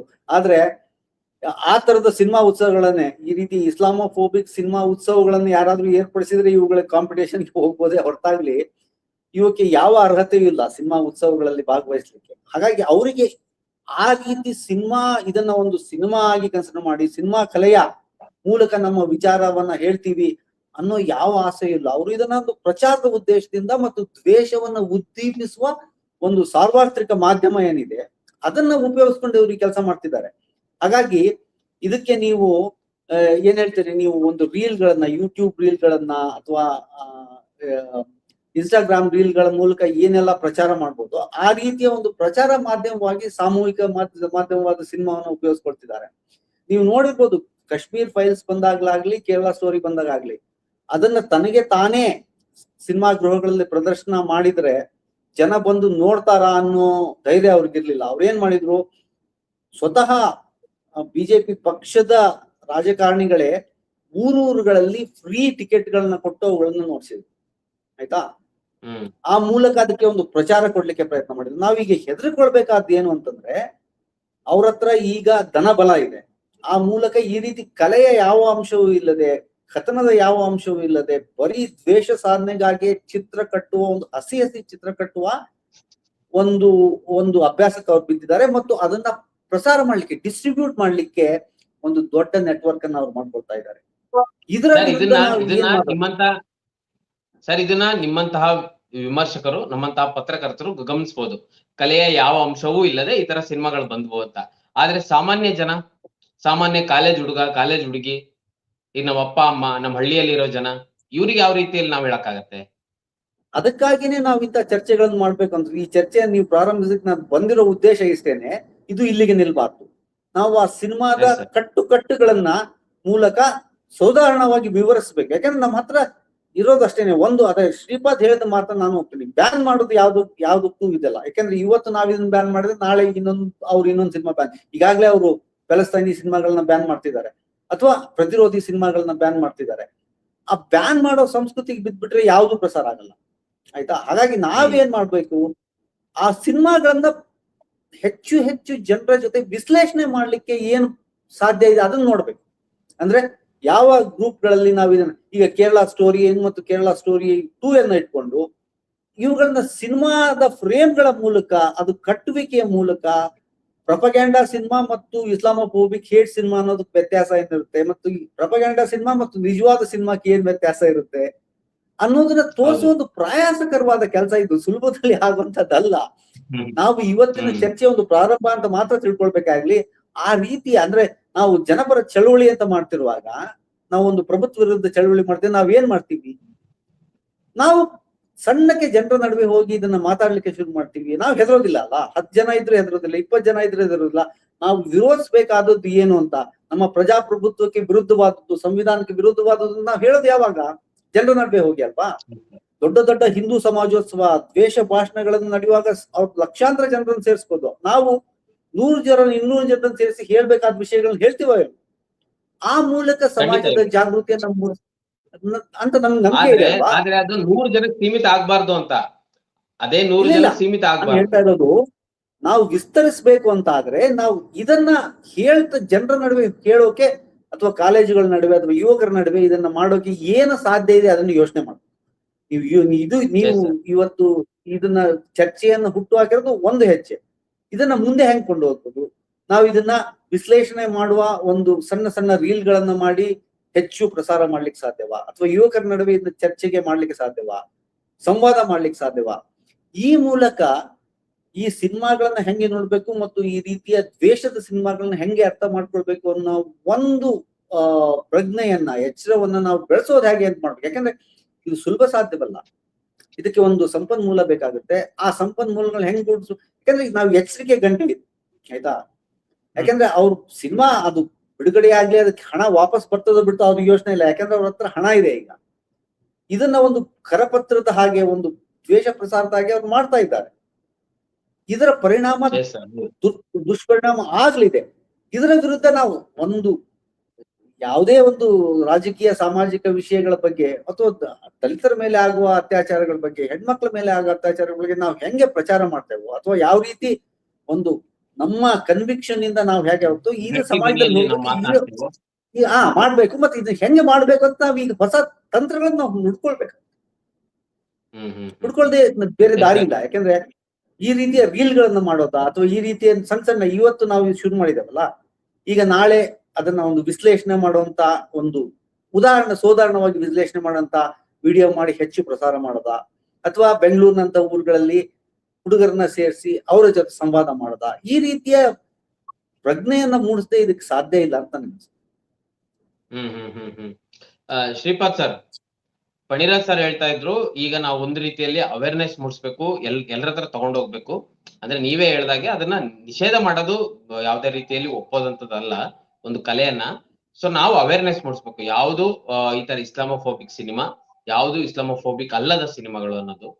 ಸೊ ಬಹಳ ಮುಖ್ಯವಾಗಿ ನನ್ನ ಪ್ರಶ್ನೆ ಏನು ಅಂದ್ರೆ, ಸಿನಿಮಾ ರಂಗದವರೇ ಈ ಸಿನಿಮಾವನ್ನ ವಿರೋಧಿಸಿದ್ದು ಕಡಿಮೆ, ಈ ತರ ಇಸ್ಲಾಮಿಕ್ ಫೋಬಿಯಾ ಸಿನಿಮಾಗಳನ್ನ.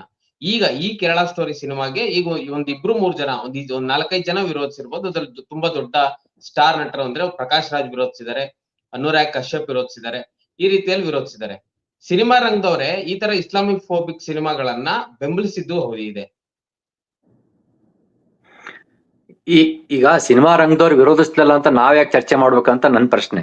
ಯಾಕಂದ್ರೆ ಅವ್ರದಂತ ಒಂದು ಕ್ಯಾಲ್ಕುಲೇಷನ್. ಇದೊಂದು ಪಾಪ್ಯುಲರ್ ಮೀಡಿಯಾ, ಸಿನಿಮಾ ಅನ್ನೋದೊಂದು ಪಾಪ್ಯುಲರ್ ಮೀಡಿಯಾ. ಸಿನಿಮಾ ರಂಗದವರು ಈ ತರದನ್ನ ವಿರೋಧಿಸದೇ ಇದ್ರೆ ಯಾರು ವಿರೋಧಿಸ್ಬೇಕು ಇದನ್ನ? ಈಗ ಆ ಕಲೆಯನ್ನ ಅದನ್ನ ಈಗ ನಾವು ಸಿನಿಮಾ ರಂಗರು ವಿರೋಧಿಸಕ್ಕೆ ನಾವು ಕಾಯ್ತಾ ಕೊಡ್ಬೇಕಾ? ನನ್ನ ಪ್ರಶ್ನೆ ನಿಮ್ಗೆ ಅರ್ಥ ಆಗ್ತಿಲ್ಲ ಅನ್ಸುತ್ತೆ. ಮತ್ತೆ ನಮ್ಮ ವ್ಯಾಪ್ತಿಗೆ ಬರ್ಲಾರ್ದವ್ರು, ನಮ್ಮ ತಿಳುವಳಿಕೆಗೆ ನಿಲ್ಲಾರ್ದವ್ರನ್ನ ಇಟ್ಕೊಂಡು ನಾವು ಚರ್ಚೆ ಮಾಡ್ತಾ ಕೂತ್ರೆ ಅದು ವ್ಯರ್ಥ ಪ್ರಲಾಪ ಆಗುತ್ತೆ. ಈಗ ಇಲ್ಲ ನಾಸ್ಟ್ ರಾಜ್ಯಕ್ಕೆ ಹೋಗ್ಬೇಕಾಗತ್ತೆ. 80ರ ದಶಕದಲ್ಲಿ ವಿರೋಧಿಸ್ತಿದ್ರು, ಈಗ ವಿರೋಧಿಸ್ತಿಲ್ಲ. ಅವು ಆಗೋದಿಲ್ಲ. ಇದು ಒಂದು ಮುಗಿದ ಕತೆ. ನಾನು ಮತ್ತೆ ಹೇಳ್ತಿರುವಂತದ್ದು 2 ವಿಷಯ. ನಾವು ಈ ತರದ ಒಂದು ಇಸ್ಲಾಮೋಫೋಬಿಯಾದಕ್ಕೆ ಕೌಂಟರ್ ಮಾಡೋದಕ್ಕೆ ನೆರೇಷನ್ ಕಟ್ಟೋದು ಹೇಗೆ? ನಾನು ಮತ್ತೆ ಕೇಳ್ತಿರುವಂತ ಯಾವ್ದು ನಂಬರ್ ನೆರೇಷನ್, ಹೇಗೆ ಇದನ್ನ ತಗೊಂಡೋಗ್ಬೇಕು, ಮತ್ತು ಸಮಾಜಕ್ಕೆ ಒಂದು ಲಜ್ಜೆ ಮೂಡಿಸ್ಬೇಕು. ಇಂಥ ಸಿನಿಮಾ ಬರ್ತವೆ. ಇವೆರಡೇ ಬಗ್ಗೆ ನಾನು ಪದೇ ಮಾತಾಡ್ತಿರುವಂತದ್ದು. ಇಲ್ಲಿ 2 ತರದ ವಿಷಯಗಳು ಇದಾವೆ. ಒಂದು ಗದ್ದರ್, ನಿಮ್ ನೆನ್ಪಿರ್ಬೇಕು, ಎಷ್ಟು 20 ವರ್ಷದಿಂದ ಬಂದಂತಹ ಗದ್ದರ್ ಪ್ರೇಮ್ ಕಥಾ ಈ ತರದ ಒಂದು ಪ್ರೊಪಗಂಡ ಸಿನಿಮಾಗೆ ನಾಂದಿ ಹಾಡ್ತು. ಅದು ಬಹಳ ಹಿಟ್ ಆಯ್ತು, ಜನಗಳು ಅದನ್ನ ಮೆಚ್ಚಿದ್ರು. ಅದರ ಆ ತರದ ಸಿನಿಮಾಗಳನ್ನ ನೇರವಾಗಿ ಜನಗಳ ಬಳಿಗೆ ತಗೊಂಡೋಗಿ ಈಗೇನ್ ಇಷ್ಟೊತ್ತು ನಾವು ಮಾತಾಡಿದ್ವಲ್ಲ, ಚರ್ಚೆ ಮಾಡ್ಬೇಕು, ಅದು ಮಾಡೋದ್ ಕಷ್ಟ. ಯಾಕಂದ್ರೆ ಅದರಲ್ಲಿ ಅನೇಕ ರೀತಿಯ ಅಂಶಗಳಿದಾವೆ. ಅಲ್ಲೊಂದು ಕತೆ ಇದೆ, ಅಲ್ಲಿ ಒಂದು ಒಂದು ಮೇಕಿಂಗ್ ಇದೆ, ಅಲ್ಲೊಂದು ನೆರೇಷನ್ ಇದೆ. ಆಮೇಲೆ ಸಹಜವಾಗಿ ಎಲ್ಲದರಲ್ಲೂ ಕಾಮನ್ ಅಂಶ ಏನಂತಂದ್ರೆ ಒಂದು ಶತ್ರು, ಒಂದು ನೆರೆಯ ಶತ್ರುವಾದಂತ ಪಾಕಿಸ್ತಾನ ಇಲ್ಲ ಒಳಗಿನ ಶತ್ರು ಅಂತ ಇವ್ರೇನ್ ಬಿಂಬಿಸ್ತಾ ಇದಾರಲ್ಲ ಮುಸ್ಲಿಮರು, ಎರಡರಲ್ಲಿ ಒಂದು ಇದ್ದೇ ಇರುತ್ತೆ, ಅಥವಾ ಎರಡನ್ನೂ ಲಿಂಕ್ ಮಾಡ್ಬಿಟ್ಟು ಅಥವಾ ನೆರೇಷನ್ ಇರುತ್ತೆ. ಸೊ ಗದ್ದರ್ ಏಕ್ ಪ್ರೇಮ್ ಕಥಾ ತರಹದ ಒಂದು ನೆರೇಷನ್ ಅನ್ನುವಂತ ಒಂದು ಪ್ರೊಪಗಂಡವನ್ನು ನಾವು ಜನಗಳಿಗೆ ಅದನ್ನು ವಿವರಿಸೋದು ಹೇಗೆ, ಈ ಕೇರಳ ಸ್ಟೋರಿ ಅನ್ನುವಂತ ಎರಡು ಬೇರೆ ಬೇರೆ. ಈ ದುರಂಧರದ ಕಥನವೇ ಬೇರೆ, ಕೇರಳ ಸ್ಟೋರಿಯ ಕಥನವೇ ಬೇರೆ. ಕೇರಳ ಸ್ಟೋರಿ ಬಹಳ ಬೇಗ ಬೇಕಾದ್ರೆ ವ್ಯಾನಿಷ್ ಆಗ್ಬಿಡ್ಬೋದು ಜನ, ಯಾಕಂದ್ರೆ ಇದರಲ್ಲಿ ಒಂದು ರೀತಿಯಲ್ಲಿ ತೀರಾ ಕೆಟ್ಟ ಮೇಲ್ನೋಟಕ್ಕೆ ಕಾಣುತ್ತೆ. ಅದು ಮೇಲ್ನೋಟಕ್ಕೆ ಕಾಣುವಂತೆ ಆ ಟ್ರೇಲರ್ ಕೆಟ್ಟ ಕಾಣುತ್ತೆ. ಹೀಗಾಗಿ ಈ ಕೇರಳ ಸ್ಟೋರಿ ಅನ್ನುವಂಥದ್ದನ್ನ ನಾವು ಜನಗಳು ಬೇಕಾದ್ರೆ ನಿರ್ಲಕ್ಷ್ಯ ಮಾಡ್ತಾರೆ ಅವ್ರದೇ ಆದ ಕಾರಣಕ್ಕೆ. ಆದ್ರೆ ಅದು ಹುಟ್ಟು ಹಾಕುವಂತ ಒಂದು ನೆರೇಷನ್ ಇದೆಯಲ್ಲ, ಅದನ್ನ ನಾವು ಎರೇಸ್ ಮಾಡೋದು ಹೇಗೆ, ಆ ಬಗ್ಗೆ ನಾವು ತಲೆ ಕೆಡಿಸ್ಕೊಳ್ಬೇಕು. ಯಾಕಂದ್ರೆ ನೀವ್ ಹೇಳ್ತಿದಂತ ಸಿನಿಮಾ ಮಂದಿ ಆಗಿರ್ಬೋದು, ಅನೇಕ ಸಿನಿಮಾ ಆಸಕ್ತರು ದುರಂಧರ್ನ ಹೊಗಳಿದ್ದಾರೆ. ಅದ್ರ ಬಗ್ಗೆ ಯೋಚನೆ ಮಾಡಿ. ಈ ಕೇರಳ ಸ್ಟೋರಿ ಬಗ್ಗೆ ಬಿಡಿ, ದುರಂಧರ್ನ ಹೊಗಳಿದ್ದಾರೆ ಅವರು.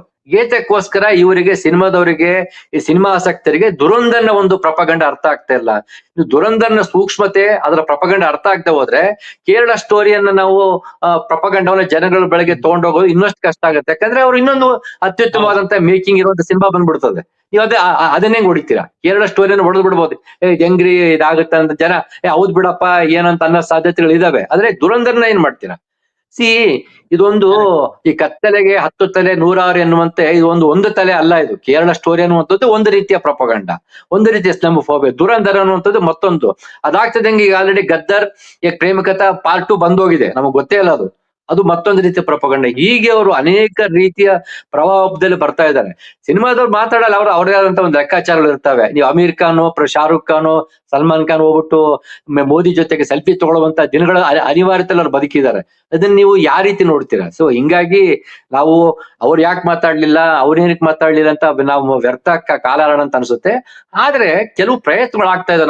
ನಾವು ತಪ್ಪು ತಿಳುವಳಿಕೆ ಇದೆ ಅಂದ್ರೆ ಏನೂ ಮಾಡ್ತಾ ಇಲ್ಲ, ಆಗ್ತಾ ಇದೆ. ನೀವು ಮೊನ್ನೆ ಅನುಷಾ ರಿಜ್ವಿಯ ಒಂದು ಸಿನಿಮಾ ಬಂತು, ದ ಗ್ರೇಟ್ ಶಂಶುದ್ದೀನ್ ಫ್ಯಾಮಿಲಿ ಅಂತ ಹೇಳ್ಬಿಟ್ಟು. ಇದು one of the best narration ಇರುವಂತ ಸಿನಿಮಾ. ಅದು ಆ ಸಿನಿಮಾ ಎಲ್ಲರೂ ನೋಡಿದಾರೆ ಅಂತ ಅನ್ಕೊಂತೀನಿ ನಾನು. ಅದು ಏನೇನು ಕತೆ ಹೇಳುತ್ತಲ್ಲ, ಅದು ಒಬ್ಬ ಮಿಡ್ಲ್ ಕ್ಲಾಸ್ ಮುಸ್ಲಿಂ ಕುಟುಂಬದ ಕತೆ ಹೇಳ್ತಾನೆ. ಅಂತರ್ಧರ್ಮೀಯ ಕಥನ ಶುರು ಮಾಡುತ್ತೆ. ಆ ಸಿನಿಮಾದ ನೆರೇಷನ್ ಎಲ್ಲ ಯಾರನ್ನ ಬಾಗಿಲು ತಟ್ಟಿದ್ರೆ ಸಾಕು ಭಯ ಶುರುವಾಗತ್ತೆ ನೋಡೋರಿಗೆ, ಇನ್ನೇನಪ್ಪ ಬರ್ತಾರ ಅಂತ ಹೇಳ್ಬಿಟ್ಟು. ಕೊನೆಗೂ ಮುಸ್ಲಿಂ ಹುಡುಗ ಮತ್ತು ಹಿಂದೂ ಹುಡುಗಿಯ ಮದುವೆಗೆ ತಯಾರಿ ನಡೀತೆ, ಸಿನಿಮಾ ಮುಗಿಯುತ್ತೆ. ಅಂದ್ರೆ ಕ್ಲೈಮ್ಯಾಕ್ಸ್ ಏನಾಗುತ್ತೆ ಗೊತ್ತಿಲ್ಲ, ಏನಾದ್ರೂ ಆಗ್ಬೋದು, ಬಜರಂಗ್ ದಳ ಬರ್ಬೋದು, ಮದುವೆ ಆಗ್ಬೋದು. ಸೊ ಈ ತರ ಸಿನಿಮಾ ಬರ್ತಾ ಇದಾವಲ್ಲ, ಅವ್ರದೇ ಆದ ರೀತಿಯಲ್ಲಿ ಕಟ್ತಾ ಇದಾರಲ್ಲ. ಈ ಸಿನಿಮಾವನ್ನ ನಿಷೇಧ ಮಾಡಕ್ ಸಾಧ್ಯ ಇಲ್ಲ, ಬಜರಂಗ್ ದಳ ಸಿನಿಮಾ ಗಲಾಟೆ ಮಾಡಕ್ ಸಾಧ್ಯ ಇಲ್ಲ. ಆ ತರದ ನೆರೇಷನ್ ಕಟ್ಟಿದ್ದಾರೆ. ಅಂದ್ರೆ ಈ ಸಿನಿಮಾವನ್ನ ತೋರಿಸುವ ರೀತಿಯಲ್ಲಿ ಈ ತರದ ಕೇರಳ ಸ್ಟೋರಿ ಆಗಿರ್ಬೋದು, ಬಂಗಾಳ ಸ್ಟೋರಿ ಆಗಿರ್ಬೋದಕ್ಕೆ ಅದಕ್ಕೆ ಒಂದು ಕೌಂಟರ್ ಆಗಿ ಅಥವಾ ತನ್ನದೇ ಆದಂತ ನೆರೇಷನ್ ಒಂದು ಸಾಮರಸ್ಯವನ್ನ, ನಿಜವಾದ ಸಿನಿಮಾವನ್ನ ಹೇಳುವ ರೀತಿಯಾಗಿ ದ ಗ್ರೇಟ್ ಶಂಶುದ್ದೀನ್ ಫ್ಯಾಮಿಲಿ ತರ ಸಿನಿಮಾ ಬಂದಿದ್ದಾವೆ. ಅಥವಾ ಇದು ಯಾವ್ದದು ಹೋಮ್ ಬೌಂಡ್ ಸಿನಿಮಾ ಬಂದಿದ್ದಾವೆ. ಅದು ಕೂಡ ಅದೇ ತರದ ನೆರೇಷನ್ ಇರುವಂತ ಸಿನಿಮಾ, ಹೋಮ್ ಅಂಡ್ ಸಿನಿಮಾ. ನಾವ್ ಯಾತಕ್ಕೆ ಆ ತರ ಸಿನಿಮಾಗಳನ್ನ ಚರ್ಚೆಗೆ ತಗೋಬಹುದು? ಅದು ಈಸಿ. ಅದು ನಾವು ನೇರವಾಗಿ ಈ ಶುರು ಮಾಡ್ತಾನೆ ಹೋಮ್ ಅಂಡ್ ಸಿನಿಮಾವನ್ನ ಜನಗಳನ್ನ ಚರ್ಚೆಗೆ ತಗೊಂಡು ಹೋಗ್ಬೇಕು. ದ ಗ್ರೇಟ್ ಶಂಶುದ್ದೀನ್ ಫ್ಯಾಮಿಲಿಯ ಸಿನಿಮಾನು ಅಂತ ಚರ್ಚೆಗೆ ತಗೊಂಡು ಹೋಗ್ಬೇಕು. ಅಥವಾ ನಮ್ಮ ಇಲ್ಲಿ ಬಂದಂತ ನಮ್ಸಾಲಿ ಸಿನಿಮಾವನ್ನ ಚರ್ಚೆಗೆ ತಗೊಂಡು ಹೋಗ್ಬೋದು. ಹೇಳ್ತಿರುವಂತದ್ದು ಅನೇಕ ಇದಿದಾವೆ, ನಮ್ಮ ಮುಂದೆ ದಾರಿಗಳು ಇದಾವೆ. ನಾವು ಮತ್ತೆ ಆ ನೆರೇಷನ್ ಜನಗಳ ಮುಂದೆ ತಗೊಂಡು ಹೋಗೋದು ಹೇಗೆ ಅಂತ ನನ್ನ ಪ್ರಶ್ನೆ. ಮತ್ತೆ ಹೇಳುವಂತದ್ದು, ದುರಂಧರನ ಜನಪ್ರಿಯತೆಯನ್ನ ನೀವು ಹೇಗೆ ಹೊಡಿತೀರಿ? ದುರಂಧರನ ಜನಪ್ರಿಯತೆಯನ್ನು ಹೊಡೆದ್ರೆ ಕೇರಳ ಸ್ಟೋರಿ ಅನ್ನುವಂಥದ್ದು ಏನ್ ದೊಡ್ಡ ವಿಷಯ ಅಲ್ಲ ಅಂತ ನನ್ನ ಅಭಿಪ್ರಾಯ. Okay, thank you sir. ನನ್ನ ಕಡೆಯ ಪ್ರಶ್ನೆ ನಿಮ್ಮಿಬ್ರಿಗೂ, ಈಗ RSS 100 ವರ್ಷಗಳ ಸಂಭ್ರಮಾಚರಣೆಯನ್ನ ಕಳೆದ ವರ್ಷ ಆಚರಿಸ್ಕೊಳ್ತಾ ಇದೆ, ಈಗಲೂ ಆಚರಿಸ್ಕೊಳ್ತಾ ಇದೆ. ಅದರ ಮುಖ್ಯಸ್ಥರು ಮೋಹನ್ ಭಾಗವತ್ ಅವರು ಹೇಳ್ತಾರೆ, ಹಿಂದೂಗಳು 3 ಮಕ್ಕಳನ್ನ ಮಾಡ್ಕೊಳ್ಳಿ, ಈ ದೇಶ ಮುಸ್ಲಿಂ ದೇಶ ಆಗ್ಬಿಡತ್ತೆ ಅಂತ ಒಂದ್ ಕಡೆ ಹೇಳ್ತಾರೆ. ಈ ಸಿನಿಮಾ ಬಂದಿರೋದಕ್ಕೂ ಅವರ ಹೇಳುವ ಮಾತಿಗೂ ಒಂದ್ ರೀತಿಯಲ್ಲಿ ಸಿಂಕ್ ಆಗ್ತಾ ಇದೆ, ಮತ್ತೆ ಜನರನ್ನ ಬೇರೆ ರೀತಿಯಲ್ಲಿ ಮ್ಯಾನಿಪುಲೇಟ್ ಮಾಡ್ತಾ ಇದೆ ಅನ್ಸತ್ತೆ. ನಿಮಗೇನ್ ಅನ್ಸತ್ತೆ? ಪಣಿರಾಜ್ ಸರ್, ನೀವ್ ಹೇಳಿ ಮೊದಲು. ಇದು ಇಲ್ಲ, ನನಗೆ ಇದರಲ್ಲಿ ಏನು ಅನುಮಾನ ಇಲ್ಲ. ಅಂದ್ರೆ RSS 100 ವರ್ಷ ಆಗಿರೋದಕ್ಕೂ ಇವತ್ತಿನ ನಮ್ಮ ಪ್ರಧಾನಮಂತ್ರಿಗಳು, ಗೃಹ ಮಂತ್ರಿಗಳು, ಅನೇಕ ಬಿಜೆಪಿ ಆಡಳಿತದ ಮುಖ್ಯಮಂತ್ರಿಗಳು ಈ ರೀತಿ ಕುಸ್ಪೈಟಿಗಳು ಅಂತ ಒಂದು ಇಡೀ ನಮ್ಮ ನಾಗರಿಕ ಸಮಾಜದಲ್ಲಿರೋ ನಮ್ಮ ಒಂದು ಅಲ್ಪಸಂಖ್ಯಾತ ಸಮುದಾಯವನ್ನೇ ಚಿತ್ರಿಸ್ತಿರುವಾಗ ಅದೊಂದು ರಾಜಕೀಯ ಸ್ಪಷ್ಟವಾಗಿದೆ. ಆ ರಾಜಕೀಯಕ್ಕೆ ಒಂದು ಸಾಧನವಾಗಿ ಈ ರೀತಿಯ ಸಿನಿಮಾವನ್ನ ಬಳಕೆ ಮಾಡ್ಕೊಳ್ತಿದ್ದಾರೆ. ನಾನು ಶ್ರೀಪಾದ್ ಹೇಳೋ ಮಾತುಗಳನ್ನ ಒಪ್ಕೊಳ್ತಾನೆ.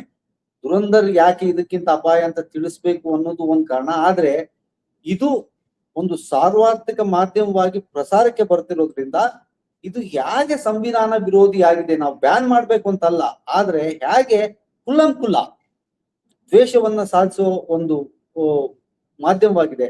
ಇದಕ್ಕೆ ಕಡಿವಾಣ ಏನು ಅನ್ನೋ ಪ್ರಶ್ನೆಯನ್ನ ನಾವು ಎತ್ತಬೇಕು. ಬ್ಯಾನ್ ಮಾಡಿ ಅಂತ ಅಲ್ಲದೆ ಇದು ಕೂಡ. ಯಾಕಂದ್ರೆ ಈಗ ಯಾರೋ ಒಬ್ಬ ಹಿಂದುತ್ವವಾದಿ ಬಂದು ದ್ವೇಷ ಭಾಷಣ ಮಾಡ್ತಾನೆ ಅಂದ್ರೆ ಆ ದ್ವೇಷ ಭಾಷಣಕ್ಕೆ ಕಡಿವಾಣ ಹಾಕ್ಬೇಕು ಅನ್ನೋ ಧ್ವನಿಯನ್ನ ಎತ್ತಿ ಜನರಿಗೆ ಅದು ಪ್ರಾಪಗಂಡ ಮಾಡ್ತೀವಲ್ವ, ನಾವು ಹೇಳ್ತೀವಲ್ವ, ಇಲ್ಲ ಇದು ನಿಲ್ಬೇಕು. ಆ ರೀತಿಯ ಒಂದು ಇದನ್ನ ಮಾಡ್ಬೇಕು. ಅಂದ್ರೆ ಈ ಸಿನಿಮಾದ ಬಗ್ಗೆ ನಾವ್ ಯಾತಕ್ ಮಾತಾಡ್ಬೇಕು ಅಂದ್ರೆ ಇದು ದ್ವೇಷ, ಇದು ಬರೀ ಸಿನಿಮಾ ಅಲ್ಲ, ಇದು ದ್ವೇಷ ಪ್ರಸಾರ ಮಾಡುವ ಇಸ್ಲಾಮೋಫೋಬಿಕ್ ಅಥವಾ ಒಂದು ಮತೀಯ ದ್ವೇಷವನ್ನು ಹುಟ್ಟು ಹಾಕುವ, ಆ ಮೂಲಕ ಹಿಂಸೆಯನ್ನು ಹುಟ್ಟು ಹಾಕುವ ಮತ್ತು ಅಸಂವಿಧಾನಿಕವಾದ ನಮ್ಮ ಸಂವಿಧಾನದ ಒಂದು ಸಮಾನತೆ ಏನಿದೆ ಅದನ್ನ ಪ್ರಶ್ನಿಸುವಂತ ಸಿನಿಮಾ. ಇದು ಅಪಾಯಕಾರಿ ಸಿನಿಮಾ. ಹಾಗಾಗಿ ನಮ್ಮ ಸಂವಿಧಾನಾತ್ಮಕವಾಗಿ ಇದ್ರ ಮೇಲೆ ನಾವು ಕ್ರಮ ಕೈಗೊಳ್ಬೇಕು ಅಂತ ನಾವು ಆಗ್ರಹಿಸ್ಬೇಕು. ಆ ಮೂಲಕ ಇದನ್ನ ಚರ್ಚೆಯಲ್ಲಿಡ್ಬೇಕು. ಇದನ್ನ ಸುಮ್ಮನೆ ಬಿಟ್ಬಿಡಕ್ಕಾಗಲ್ಲ. ಅದ್ರ ಜೊತೆಗೇನೆ ಈ ಸಿನಿಮಾದ ಕೆಟ್ಟ ಅಂಶಗಳೇನಿವೆ, ಸಿನಿಮಾತ್ಮಕ ಅಂಶಗಳು, ಇದು ಸಿನಿಮಾ ಅಲ್ಲ, ಯಾಕಲ್ಲ ಅನ್ನೋದನ್ನ ಸಿನಿಮಾತ್ಮಕವಾಗಿ ಹೇಳ್ಬೇಕು. ಮತ್ತೆ ಹೇಳ್ದ ಹಾಗೆ ದುರಂತದಂತ ಸಿನಿಮಾಗಳಿಗಾಗ್ಲಿ ಇದಕ್ಕೆ ಏನಿದೆ ಅಂತ ಮಾಡ್ಬೇಕು. ಈ ಮೂರು ಒಟ್ಟಿಗೆ ಆಗ್ಬೇಕು. ಆಯ್ತಾ? ಅಂದ್ರೆ ಇದು ಸಿನಿಮಾ ಅಲ್ಲ, ಇದು ಒಂದು ಸಂವಿಧಾನ ವಿರೋಧಿಯಾದ ಮತ್ತು ನಮ್ಮ ಭಾರತದ ಶಾಂತಿ, ಅಂದ್ರೆ ಸಮಾಜದ ಶಾಂತಿ ಮತ್ತು ಸೌಹಾರ್ದಕ್ಕೆ ಧಕ್ಕೆ ಸರುವಂತಹ ಒಂದು ಪ್ರಚಾರ ತಂತ್ರ. ಅದರ ಬಗ್ಗೆ ಕ್ರಮ ಕೈಗೊಳ್ಳಿ, ಕಾನೂನಿನ ಕ್ರಮ ಕೈಗೊಳ್ಳಿ ಅನ್ನೋದನ್ನ ನಾವು ಪ್ರಶ್ನೆ ಎತ್ತಲೇಬೇಕು. ಅದು ಬ್ಯಾನ್ ಅಲ್ಲ, ಕಾನೂನಿನ ಕ್ರಮ ಕೈಗೊಳ್ಳಿ ಅಂತ. ಈಗ ಯಾಕಂದ್ರೆ ಈ ದ್ವೇಷ ಭಾಷಣವನ್ನ ಹೇಗೆ ನಾವು ಕೇಳ್ತೀವೋ ಅದನ್ನು ನ್ಯಾಯಾಂಗದಲ್ಲಿ ಇದನ್ನ ಪ್ರಶ್ನೆ ಮಾಡ್ಬೇಕು. ಕೇಳಿದವರು ಪ್ರಶ್ನೆ ಮಾಡ್ತಾ ಇದ್ರೆ ನಾವು ಪ್ರಶ್ನೆ ಮಾಡ್ಬೇಕು. ನಮ್ಮ ಪ್ರದರ್ಶನ ಆಗುವಾಗ ನಿಲ್ಸಿ ಅಂತ ಇದನ್ನ ನಾವು ಮಾಡ್ಬೇಕು. ಸೊ ಅದು ಸಿನಿಮಾ ಅಲ್ಲದೆಯೂ ಇದನ್ನ ನಾವು ಮಾಡ್ಬೇಕಾಗಿದೆ ಅಂತ ನನ್ಗೆ ಅನ್ಸುತ್ತೆ. Yes sir, thank you.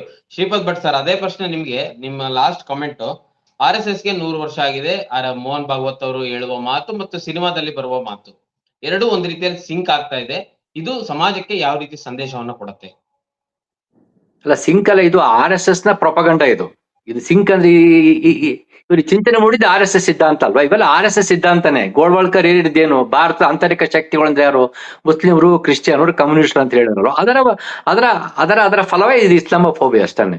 ಅದರ ಮುಂದುವರೆದ ಭಾಗ ಇದು. ಹೀಗಾಗಿ ಇದು RSS ನ ಕಾರ್ಯಸೂಚಿಯಾಗಿ ಸಿನಿಮಾ ಬರ್ತಾ ಇದೆ. ಇವೆಲ್ಲವೂ ಪ್ರೊಪಗಂಡ ಸಿನಿಮಾಗಳು RSS ನ ಕಾರ್ಯಸೂಚಿಯೇ. ಮೋಹನ್ ಭಾಗವತ್ ಮಾತಾಡ್ತಿದಾರೆ ಅಂತಂದ್ರೆ ಇದು ಕಾರ್ಯಸೂಚಿ ಆಗುತ್ತೆ. ಮೋಹನ್ ಭಾಗವತ್ ಮಾತಾಡ್ತಿದ್ರು ಕೂಡ RSS ನ ಕಾರ್ಯಸೂಚಿ ಇದು. ಇದರಲ್ಲಿ ಏನೂ ಒಂದು ಗುಟ್ಟಾಗಿ ಉಳಿದಿಲ್ಲ. ಅಥವಾ ಸಿನಿಮಾದ ನಿರ್ದೇಶಕರು ಅದನ್ನ ನಿರಾಕರಿಸ್ತಿಲ್ಲ, ಆ ನಿರ್ಮಾಪಕರು ನಿರ್ದೇಶಕರು ಇಬ್ರು ಅದನ್ನ ನಿರಾಕರಿಸ್ತಿಲ್ಲ. ಇದು ನೇರವಾಗಿ RSS ನ ಕಾರ್ಯಸೂಚಿ ಆಗಿದೆ. ನೀವು RSS ನ ಕಾರ್ಯಸೂಚಿಯ ಒಂದೇ ಒಂದು ಪ್ರಶ್ನೆ, ಅಂದ್ರೆ ನಮ್ಮನ್ನ ಭಯದಲ್ಲೇ ಇಡ್ಬೇಕು ಅಂತ ಈ ತರ ಸಿನಿಮಾಗಳು ಮತ್ತೆ ಈ ತರ ಹೇಳಿಕೆಗಳು ಬರ್ತೇವೆ ಅಂತ? ಹೌದು, RSS ಅನೇಕ ಭಯದಲ್ಲೇ ಇಡ್ಬೇಕು. 80ರ ದಶಕದವರೆಗೂ RSS ಗೆ ಸಿನಿಮಾ ಮಾಧ್ಯಮದ ಮೂಲಕ ತನ್ನನ್ನು ತಾನು ಪ್ರಚಾರ ಮಾಡ್ಕೊಳ್ಳಿಕ್ಕೆ ಅವಕಾಶ ಸಿಗ್ತಿರ್ಲಿಲ್ಲ. ಆಗಿನ ವಾತಾವರಣವೇ ಬೇರೆ ತರ ಇತ್ತು. RSS ಕೂಡ ಇನ್ನೂ ತೆವಳ್ತಾ ಇತ್ತು. ಈಗ ಅದು ಅಧಿಕಾರದಲ್ಲಿದೆ. 11 ವರ್ಷಗಳ ಕಾಲ ಅಧಿಕಾರದಲ್ಲಿ ಇನ್ನೂ ಮುಂದುವರಿತಾ ಇದೆ. ಜನರನ್ನ ಭಯದಲ್ಲಿ ಇಟ್ಟಿದ್ದಾರೆ. ನೀವ್ ಆಗ್ಲೇ ಹೇಳ್ದಂಗೆ ಸಿನಿಮಾದ ಜನ ಏನು 80ರ ದಶಕದಲ್ಲಿ ಮುಕ್ತವಾಗಿ ಮಾತಾಡ್ತಿದ್ದಂತ ಸಿನಿಮಾದ ಜನ ಇವತ್ತು ಮಾತಾಡಿದ ರೀತಿಯಲ್ಲಿ ಭಯಕ್ಕೊಳಗಾಗಿದ್ದಾರೆ. ಹೀಗಾಗಿ ಎಲ್ಲರನ್ನೂ ಒಂದು ಭಯದ ಮನಸ್ಥಿತಿಯಲ್ಲಿ ಇಟ್ಟಿರುವಂತ ಒಂದು ಸಂದರ್ಭದಲ್ಲಿ RSS ಏನ್ ಮಾಡ್ತದೆ, ಮತ್ತೊಂದು ಹೆಜ್ಜೆ ಮುಂದಕ್ಕೆ ಹೋಗುತ್ತೆ. ಅದರ ಮುಂದುವರಿಕೆಯಾಗಿ ಇನ್ನೊಂದಿಷ್ಟು ಈ ಭಯವನ್ನ ಬಿಗಿಗೊಳಿಸೋದಕ್ಕೆ ಮತ್ತೊಂದು ರೀತಿಯ ಹಂತಕ್ಕೆ ಹೋಗುತ್ತೆ. ಅದರ ಫಲವೇ ಈ ತರ ಕೇರಳ ಸ್ಟೋರಿ ಅನ್ನುವಂತಹ ಒಂದು ದ್ವೇಷ ಬಿತ್ತುವಂತ ಸಿನಿಮಾ. ಇದನ್ನ ನಾವು ಹೇಗೆ ಒಂದು ಪುಸ್ತಕ ಬಂದ್ರೆ, ಒಂದು ನಾಟಕ ಬಂದ್ರೆ ವಿರೋಧಿಸ್ತೀವೋ, ಅದೇ ರೀತಿ ನಾವು ಅಕಾಡೆಮಿಕ್ ಆಗಿ ಸಿನಿಮಾದ ಭಾಷೆಯ ಮೂಲಕವೇ ಇದನ್ನ ವಿರೋಧಿಸ್ತಾನೆ. ಇದು ಹೇಗೆ ಒಂದು ಸಮಾಜದಲ್ಲಿ ಒಂದು ಅಶಾಂತಿ ದ್ವೇಷ ಮೂಡಿಸುತ್ತೆ ಅನ್ನುವಂಥದ್ದನ್ನ ವಿರೋಧಿಸ್ತಾನೆ. ಈ ತರಹದ ಸಿನಿಮಾಗಳು ಬಂದ್ರೆ ಒಂದು ಸಮಾಜವೇ ತನ್ನಷ್ಟಕ್ಕೆ ತಾನು ಲಜ್ಜೆ ಪಡುವಂತಹ ಅಥವಾ ಅದನ್ನ ಅಪ್ರಸ್ತುತಗೊಳಿಸುವಂತ ಇರ್ರಿಲೆವೆಂಟ್ ಆಗ್ಬೇಕದು. ಅವರಿಗೆ ಬೇಜಾರಾಗ್ಬೇಕು. ಸಿನಿಮಾ ಮಾಡೋರು ಯಾರನ್ನ ಬಂದು ಅಪ್ರೋಚ್ ಆದ್ರೆ ಯಾಕ್ರಿ ಮಾಡ್ಬೇಕು, ಯಾವನು ನೋಡಲ್ಲ ಬಿಡಲ್ಲ, ನಮಗ್ ಸುಮ್ನೆ ಬೈತಾರೆ ಎನ್ನುವಂತ ದಿನಗಳಿಗೆ ಗೋಸ್ಕರ ನಾವು ನೆರೇಷನ್ ಕಟ್ಟಿ ಜನಗಳ ಜೊತೆಗೆ ಚರ್ಚೆ ಸಂವಾದದ ಮೂಲಕ ಆ ಹಂತಕ್ಕೆ ನಾವು ತಗೊಂಡೋಗ್ಬೇಕು. ಅದೊಂದೇ ನಮ್ಮ ಮುಂದಿರುವಂತ ಮಾರ್ಗ. Thank you sir, thank you. Paniraj sir and Shripad sir. Thank you, ತುಂಬಾ ಧನ್ಯವಾದಗಳು ಸರ್ ಈ ಚರ್ಚೆಯಲ್ಲಿ ಭಾಗವಹಿಸಕ್ಕೆ. ವೀಕ್ಷಕರೇ ನೋಡಿದ್ರಲ್ಲ, ಇಷ್ಟು ಚರ್ಚೆ. ಕೇರಳ ಸ್ಟೋರಿ ಇದೇ 27ನೇ ತಾರೀಕು ರಿಲೀಸ್ ಆಗ್ತಾ ಇದೆ. ಈ ಸಿನಿಮಾವನ್ನ ನಿಷೇಧಿಸ್ಬೇಕಾ ಅಥವಾ ಈ ಸಿನಿಮಾವನ್ನ ವಿರೋಧಿಸ್ಬೇಕಾ, ಮತ್ತೆ ಬಹಳ ಮುಖ್ಯವಾಗಿ ಈ ಸಿನಿಮಾ ಸಮಾಜದಲ್ಲಿ ಹೆಚ್ಚು ಚರ್ಚೆಯಲ್ಲಿ ಇರಬೇಕು. ಈ ಸಿನಿಮಾದ ವಿಚಾರಗಳು ಚರ್ಚೆ ಆಗ್ಬೇಕು, ಈ ಸಿನಿಮಾವನ್ನು ನಿಷೇಧಿಸಕ್ಕಿಂತ ಚರ್ಚೆ ಆಗ್ಬೇಕು ಅಂತ ಹೇಳಿದ್ರು. ನಿಮಗೆ ಏನಿಸ್ತು ಕಮೆಂಟ್ ಮಾಡಿ ತಿಳಿಸಿ ಈ ಇಷ್ಟು ಚರ್ಚೆಯ ಕುರಿತು. ಇದೇ ರೀತಿ ಇನ್ನು ಸಾಕಷ್ಟು ವಿಡಿಯೋಗಳಿಗಾಗಿ ಈದಿನ.com ಯೂಟ್ಯೂಬ್ ಚಾನಲ್ ನ ಸಬ್ಸ್ಕ್ರೈಬ್ ಮಾಡಿ ಮತ್ತು ನಮ್ಮನ್ನ ಬೆಂಬಲಿಸಿ. ನಮಸ್ಕಾರ. ಮತ್ತಷ್ಟು ವಿಶೇಷ ವಿಡಿಯೋಗಳನ್ನು ನೋಡಲು ಮತ್ತು ಹೊಸ ವಿಡಿಯೋಗಳ ಬಗ್ಗೆ ತಿಳಿಯಲು ಈದಿನ.com ಯೂಟ್ಯೂಬ್ ಚಾನೆಲ್ ಸಬ್ಸ್ಕ್ರೈಬ್ ಮಾಡಿ ಮತ್ತು ಬೆಲ್ ಐಕಾನ್ ಕ್ಲಿಕ್ ಮಾಡಿ.